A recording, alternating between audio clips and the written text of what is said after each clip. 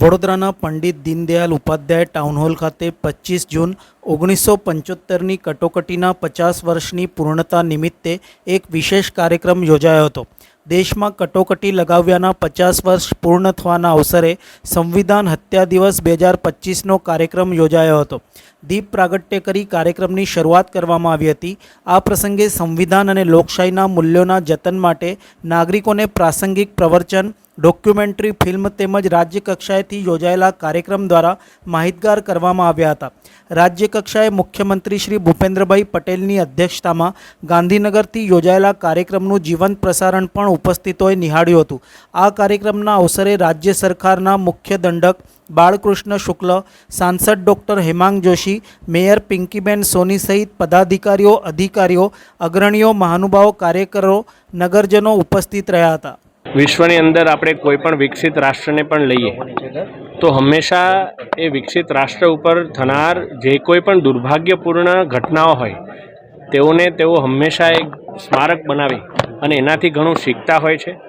એવી જ એક ઘટના કે જે સંવિધાન હત્યા દિવસ આજથી 50 વર્ષ પહેલાં માત્ર પોતાની સત્તા બચાવવા માટે થઈ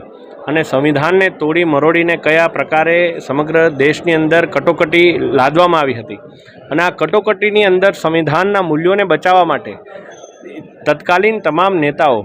કે જેના પણ આપણે કહી શકાય કે રૂટ્સ ગુજરાતથી જ્યારે જોડાયેલા હોય એવા તમામ નેતાઓ અને એમણે સાથે મળી અને આ સંવિધાનને બચાવવા માટેના ત્યારે પ્રયાસ કર્યા। તેઓને જેલમાં પણ મૂકવામાં આવ્યા, તેમના ઉપર યાતનાઓ પણ ગુજારવામાં આવી અને હાલના આપણા વડાપ્રધાન કે જેમણે આ સંવિધાન હત્યા દિવસનું એક આ દિવસ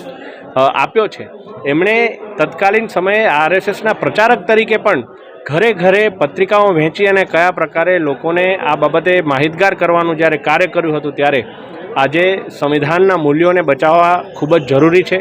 આજે વડોદરા મહાનગરપાલિકા દ્વારા તમામ યુવા મિત્રો, વિદ્યાર્થીઓ અને વડીલોની સમક્ષ આ ઘટનાને યાદ કરી અને સાથે સાથે કેમ વિકસિત ભારત માટે પણ સંવિધાનનું સંરક્ષણ મહત્ત્વપૂર્ણ છે એ બાબતની સમગ્ર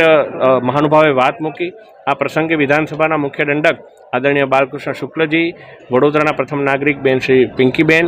અને તમામ મહાનુભાવો સાથે મળી અને માનનીય મુખ્યમંત્રીશ્રીને પણ વર્ચ્યુઅલી અમે સૌએ સાંભળ્યા છે અને તમામે સાથે મળી અને આગામી વર્ષોની અંદર સંવિધાનને સંરક્ષિત કરવા માટે એક પ્રણ લીધો હતો। ભારતના લોકશાહીના ઇતિહાસનો,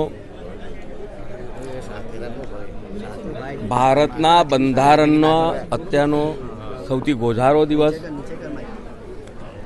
એટલે 25મી જૂન 1975 એક એવી ઘટના કે જેને આજે પણ દેશ ભૂલી શકતો નથી અને કોઈ એક વ્યક્તિના વ્યક્તિગત સ્વાર્થ હેઠળ, સ્વાર્થ માટે થઈને કોર્ટના ચુકાદાને પણ કચડી નાખીને બંધારણના કલમ 38, 39 અને 42નો દુરુપયોગ કરીને સાથે સાથે આ તમામ જે ન્યાયિક સમીક્ષા થાય કે ભવિષ્યમાં ચર્ચા થાય તેમાંથી બાકાત કરવા માટે થઈને તત્કાલીન વડાપ્રધાન શ્રીમતી ઇન્દિરા ગાંધીજીએ અલ્હાબાદ કોર્ટે તેમને 6 વર્ષ માટે ચૂંટણી લડવામાંથી બાકાત કર્યા પછી પણ બંધારણના કલમ 352નો દુરુપયોગ કરીને દેશમાં જ્યારે કટોકટી લાદી ત્યારે સતત 21 મહિના સુધી લોકશાહીની હત્યા થયા બાદ લાખોની સંખ્યામાં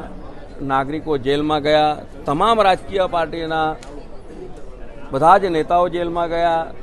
અને લોકશાહીની ચોથી જાગીર એટલે કે મીડિયા, તેના અવાજને પણ કચડી નાખવામાં આવ્યું કારણ કે બંધારણ દ્વારા મીડિયાને પણ એક અલગ અધિકાર આપવામાં આવ્યો છે। તેના વિચારોની અભિવ્યક્તિ કરવા માટેનો અધિકાર છે, તે અધિકારને કચડી નાખીને અને જ્યારે આપણે વિશ્વમાં એવું કહેતા હોઈએ કે ભારત દેશ એ વિશ્વની સૌથી મોટી લોકશાહી છે, ત્યારે એ લોકશાહીની આવી હત્યા થાય અને તેને જ્યારે 50 વર્ષનો પૂર્ણ થતા આવે ત્યારે આજે આખા દેશભરમાં આ પ્રકારના કાર્યક્રમોનું આયોજન કરવામાં આવ્યું છે। વડોદરા મહાનગરપાલિકા દ્વારા આ કાર્યક્રમમાં આજે આપે જોયું કે ખૂબ વિશાળ સંખ્યામાં બાળકો પણ આવ્યા હતા, જે બાળકો આવતીકાલનું ભારત દેશનું ભવિષ્ય છે તેમને પણ આ વિષય ધ્યાનમાં આવે તે માટે થઈને આ આયોજનમાં ઉપસ્થિત વડોદરાના સાંસદ ડૉક્ટર હેમાંગભાઈ, મેયર શ્રીમતી પિંકીબેન અને વડોદરાના કાયદા તજ્ઞ શ્રી તુષારભાઈના દ્વારા જ્યારે આખી વાત મૂકવામાં આવી ત્યારે આપણે બધા અને ખાસ કરીને આપ મીડિયાના તમામ પ્રતિનિધિશ્રીઓ અને મીડિયાના માધ્યમથી તમામ જનતાને હું આજના દિવસ જે સૌથી ગોઝારો દિવસ છે તેને યાદ કરીને ભવિષ્યમાં આવી કોઈ ઘટના ન થાય તે માટે આપણે બધા કટિબદ્ધ થઈએ એ જ પ્રાર્થના.